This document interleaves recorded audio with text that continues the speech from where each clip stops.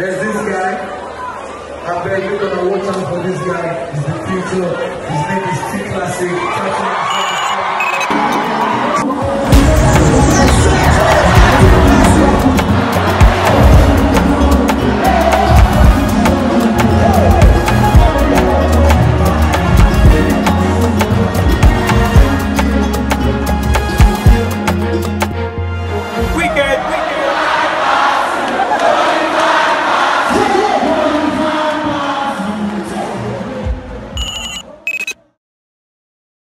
My name is Tolulope Ajayi. Many of you know me as T-Classic, aka Classical Boy. Unlike the typical stories we get to hear of how many people started singing from inside the womb, I have a rather unusual one to tell. I don't know if I started singing from inside my mother's womb, but I sure do know that I have loved music for a long time, as far back as I can remember. I remember waking up during the week to songs by Ebenezer Obey, which my dad always played before going to work. I would always sing along, and before you know it, I am already dancing to the rhythm. It was a lot of beautiful memories for me growing up. Just crazy, man. Just crazy, man.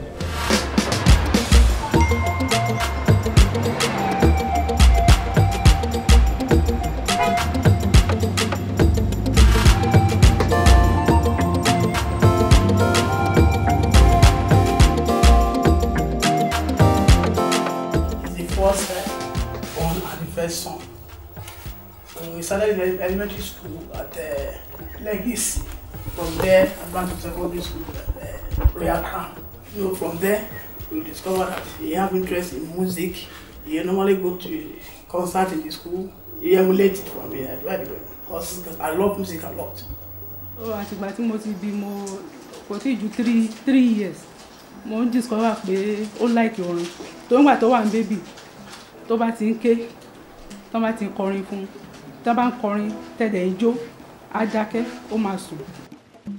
became influenced by Michael Jackson. MJ's music helped to shape the reflective years of my childhood. Those greatest hits, from Liberian Girl to Billie Jean, Black or White, Heal the World, Bad, which was my favorite by the way. It was in that moment that I also picked up dancing.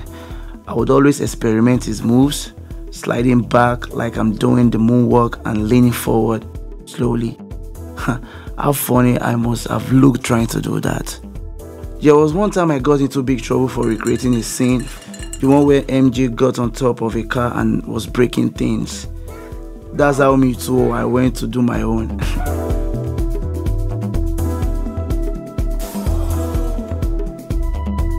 People around thought I was a kid gone mad.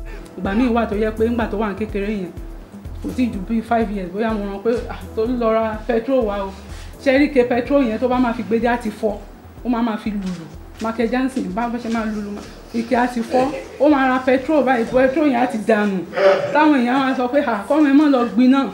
The major part we played is not only financially but morally and godly mostly. This was up until my father lost his job. And then things literally started to fall apart. I thought it was the end. Literally, we had taken shelter at a church in Agege, Church of the Lord Aladura. It was there that I really began to understand family values. Oh, we love the family very well. Especially this boy. We love him very well. He can dance, sing, demonstrate, and all sorts of things. Think about it. Think about it. Think about it. Think about it. I don't think about it. If he's at home, everybody must know he's at home. All his songs, he's always forming songs. We sit together, me and him. He's going to be singing and I will be backing him up. It got to a point where I wasn't allowed in the school premises because I hadn't paid my fees until I met SI. I met Tiwa Savage when I was in secondary school. We really did interact at that time. Fast forward 2 years later, he sent me the message on Facebook saying they just started singing and then he wanted me to listen to the song. At that time, I was in America. So I listened to the song and it was okay. Then I promised him that when I get back to Nigeria, I was going to find him. 2 years later, she did. From there, she introduced me to Killer Tunes, and that's how the music started. I got signed to BME. My time at BME was really about discovering and developing myself. I had a lot of learning to do, and that was where I met Killer Tunes and my first manager, AY. Like, my first song I recorded was with Killer Tunes. It was still this guy that I'll say did not have his own sound, trying to, we're just experimenting, dropping songs, blah blah blah, and finally we discovered our own sound for him, which he's doing now. Here we are. I spoke to Mayorkun about it and said, okay, these guys have some thread, we want to do a feature. And then Mayorkun was like, okay, let's hear it. And then I just left it on to Mayorkun's team, management, and T-Classic's manager, who was there singing at that time, and who was still the manager. It was so romantic. I didn't tell me I see. Tell me something with me, I don't know. You don't know me so good.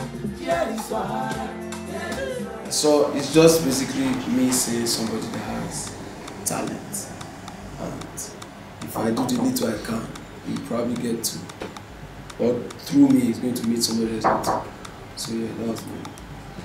I think first of all, to get to a wider fan base, it's probably good for him.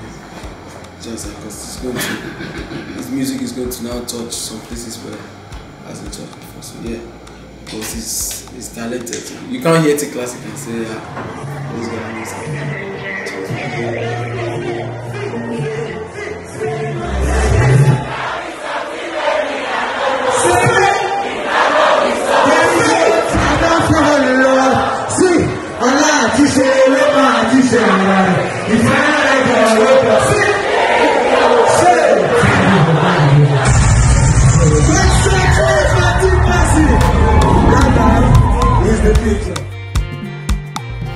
Funny everybody was like, oh fine, it was Mayorkun. Even T-Classic then was like, yo, why is everybody singing? In fact, some people were already thinking it was Mayorkun's single. So I told him, yo, calm down. We just did this song to just put you out there. Your next single is going to be better. That's how we came about Nobody Find Past You. Nobody Find Past You really stamped my place in the industry. The song was such a vibe. Everybody was jamming to it, and more opportunities started to open up for me. People began to rate the boy. I was getting shows, features all over the media, collaboration with the likes of Peruzzi, DJ Kaywise. I couldn't believe it. AY had big plugs in the industry, as high up as Davido. I found myself spending time in David's house. It was there that I met Sabanko. When we met with him, he was talking to us about getting signed and many more opportunities I would have under the Sony platform. It was little too much for me to take in, but AY had already told me it was going to happen, that it was only a matter of time. But there we were talking about what seems like my future today.